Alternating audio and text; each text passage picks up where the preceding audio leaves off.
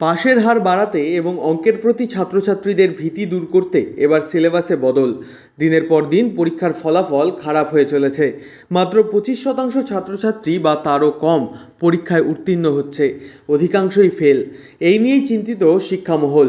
আর এবার সেই কারণ উদ্ঘাটন করতেই উত্তরবঙ্গ বিশ্ববিদ্যালয়ে অধ্যাপক অধ্যাপিকা গবেষক গবেষিকাদের নিয়ে আয়োজিত হয় বিশেষ কর্মশালা। এত সংখ্যক ছাত্রছাত্রী পরীক্ষায় অনুত্তীর্ণ হওয়ায় রীতিমতো চিন্তায় কপালে ভাঁজ শিক্ষামহলের একাংশের। এবং এই কর্মশালায় আলোচনার মাধ্যমে উঠে আসে নানা তথ্য, যেখানে দেখা যায় কোভিড পরবর্তী সময় থেকে পরীক্ষায় পাশের হার কমে চলেছে। এর বড় কারণ হলো নিউ এডুকেশন পলিসি সিস্টেম। সিলেবাসে এতটাই বড় পরিবর্তন করা হয়েছে, যার ফলে ছাত্রছাত্রীদের বুঝে উঠতে অনেকটা সময় লেগে যাচ্ছে। বর্তমানে দেখা যায় 100% ছাত্রছাত্রীদের মধ্যে 25% ছাত্রছাত্রী পাশ করছে এবং বাকি 75% ফেল। এবার সেই কারণ উদ্ঘাটন করে বড়সড় সিদ্ধান্ত বিশ্ববিদ্যালয়ের। এই বিষয়ে উত্তরবঙ্গ বিশ্ববিদ্যালয়ের ইউজি বোর্ড অব স্টাডিজের চেয়ারপারসন এবং গণিত বিভাগের অধ্যাপক ডক্টর মনোরঞ্জন সিংহ বলেন, অঙ্ককে যারা ভালোবাসে তারাই অঙ্ক বিষয়কে বেছে নেন। তবে দিনের পর দিন পরীক্ষার ফলাফল খারাপ হচ্ছে। এর জন্য কোভিড অনেকটাই দায়ী। তার পাশাপাশি ছাত্রছাত্রীদের কথা মাথায় রেখে এবার সিলেবাসে কিছু পরিবর্তন আনা হচ্ছে। মূল বিষয়গুলিকে সামনে রেখে ধাপে ধাপে যাতে ছাত্রছাত্রীরা শিখতে পারে এবং আন্তর্জাতিক স্তরে প্রতিযোগিতায় অংশ নিতে পারে, সেই অর্থেই আমাদের এই সিদ্ধান্ত। এই সিলেবাস পরিবর্তন হলে পাশের সংখ্যা অনেকটাই বৃদ্ধি পাবে। ইতিমধ্যেই উত্তরবঙ্গ বিশ্ববিদ্যালয়ের অধীনে সমস্ত কলেজগুলি তাদের মতামত জানিয়েছে। সেভাবেই এই সিলেবাস তৈরি করা হবে। আসলে তুমি যেটা বললে যে ভয় থাকে অঙ্কের প্রতি, কিন্তু আমাদের অঙ্ক যারা মেজর নিয়ে অ্যাডমিশন হচ্ছে তারা কিন্তু বেশিরভাগটাই অঙ্ককে ভালোবেসেই অঙ্ক মেজর নিয়ে থাকে। কিন্তু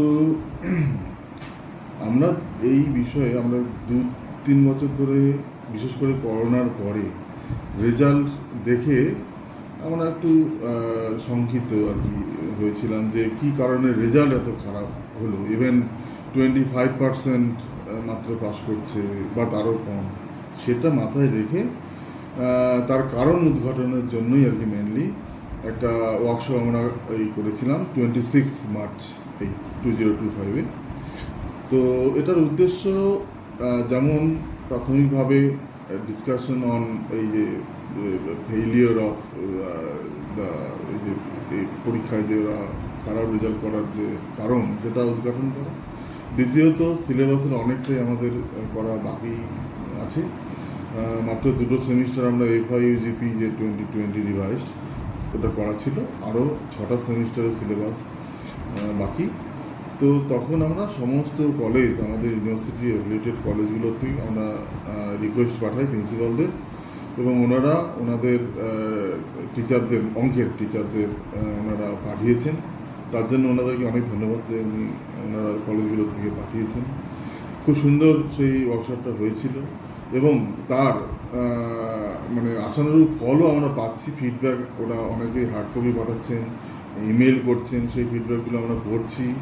এগুলো পড়ে আমরা যারা পিজি বিওএসে আছি বা ইউজি বিওএসে বিশেষ করে আছি, তারা সবাই ডিসকাস করে এই যে আমাদের যে বাকি সিলেবাসটুকু একটা স্ট্যান্ডার্ড এবং ছাত্রদের যাতে মানে পড়তে সুবিধা হয় আর কি, ডিফিকাল্টি লেভেলটা আমরা আস্তে আস্তে বাড়াচ্ছি।